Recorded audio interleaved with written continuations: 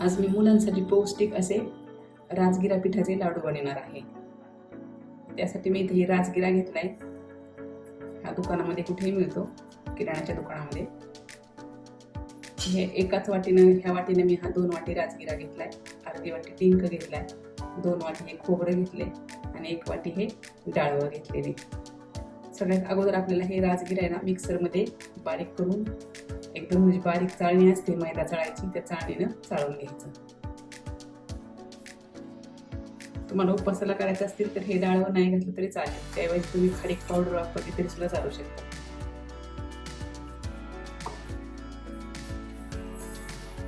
हा राजगिरा मी स्वच्छ निवडून घेतलेला आहे।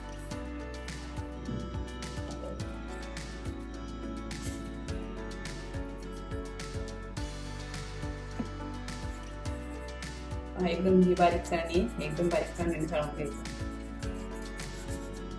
हे राहिलेलं पुन्हा आपल्याला वाटून घ्यायचं।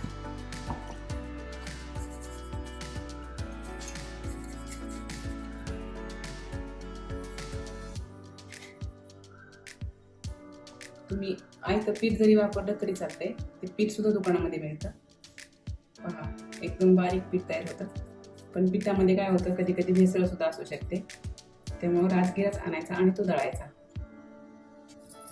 आता हे सगळं राजगिऱ्याचं पीठ आपलं तयार झालेलं आहे। राजगिरा दळून झाला, आता आपल्याला हे डाळवं दळून घ्यायचं आणि हे दोन्ही वेगळं वेगळं ठेवायचं, कारण आपल्याला हे भाजून घ्यायचं। भाजल्यानंतर मग आपल्याला एकत्र करायचं। छान हे डाळवं दळून झाले, याला चाळायची काही गरज नाही, हे भाजलेलं असल्यामुळे लगेच पीठ तयार होतं याचं। हे दोन्ही पीठ आपल्याला तुपावरती भाजून घ्यायचं।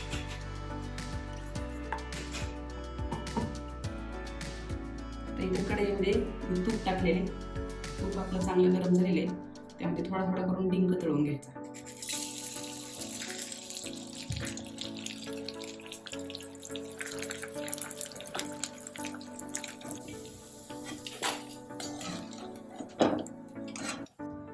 आता याच तुपामध्ये आपल्याला हे राजगिरा पीठ खमंग भाजून घ्यायचे। थोडासा लालसर कलर येईपर्यंत आपल्याला हे भाजून घ्यायचं। गॅस एकदम मंद ठेवायचा।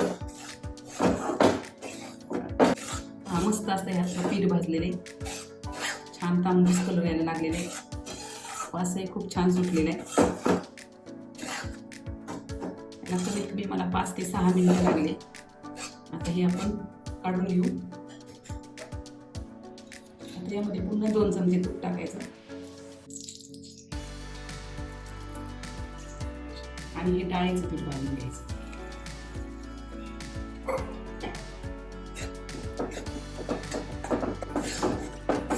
आता हे आपलं डाळीचं पीठही भाजून झाले। तर राजगिऱ्याचं पीठ भाजलं, त्यामध्येच आपण हे डाळीचं पीठ काढून घ्यायचं। आता आपल्याला हे खोबरं भाजून घ्यायचं।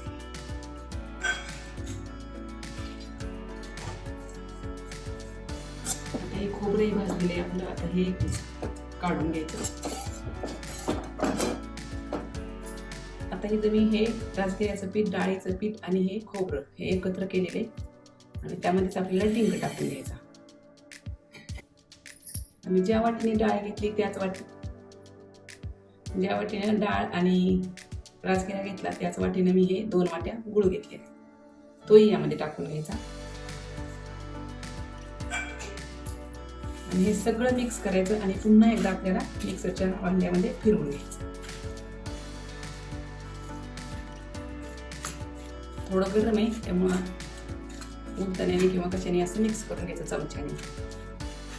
काजू बदाम आपल्याला शेवटी टाकायचे, कारण ते थोडेसे जाडसर टाकायचे, त्यामध्ये जर टाकले तर ते एकदम बारीक होऊन जातील। एकदम सोप्या प्रकारचे आणि एकदम चविष्ट असे हे लाडू आहेत। उन्हाळ्याच्या सुट्टीमध्ये मुलांना दुपारी खायला एकदम छान रेसिपी आहे। याला काही पाक नाही, काय रसा काही नाही, कुणी बी सहज बनवू शकेल हे लाडू। आता हे सगळं मिक्स झालेले, आता मिक्सरच्या भांड्यामध्ये आपल्याला हे बारीक करून घ्यायचं।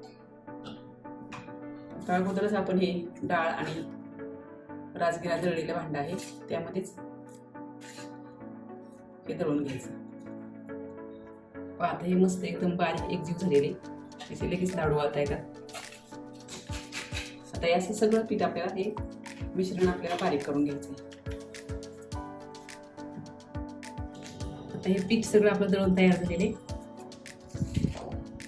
तर त्याच मिक्सरच्या भांड्यामध्ये आपल्याला हे काजू आणि बदाम वाटून घ्यायचे. हे थोडं जाडसर भरडून घ्यायचं. काजू बदामची भरड टाकायची. आता हे सगळं मिश्रण एकजीव करायचं आणि आपल्याला याचे लाडू वळून घ्यायचे. तुम्हाला जर याचे लाडू वळता नाही तर आणखी थोडंसं तूप टाका. हे पाक न केल्यामुळे लाडू वळताना थोडे सुटतात, पण जास्त आपण लगेच जमतात. या लाडूला आपण पाक न केल्यामुळे लाडू बांधताना थोडासा त्रास होतो. जास्त करून हे गरम गरमच बांधून घ्यायचे. नाही चालेल तर थोडंसं आणखी तूप टाकायचं. ते थोडेसे ज्यादा प्रेशर देऊन बांधावे लागतात. पाक मस्त आला का असे आता हे सगळे लाडू आपल्याला बांधून घ्यायचे. या मिश्रणामध्ये तुम्हाला अजून शेंगदाण्याचं पूड जरी टाकायचं असलं तरी सुद्धा टाकू शकता. शेंगदाणे भाजून घ्यायचे, साल काढून द्यायचं आणि ते थोडेसे जाडसर भरवून द्यायचे आणि ते यामध्ये टाकायचे.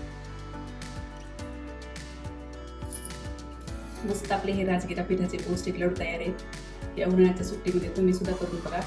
आवडल्यास लाईक करा, शेअर करा आणि चॅनलला सबस्क्राईब करा.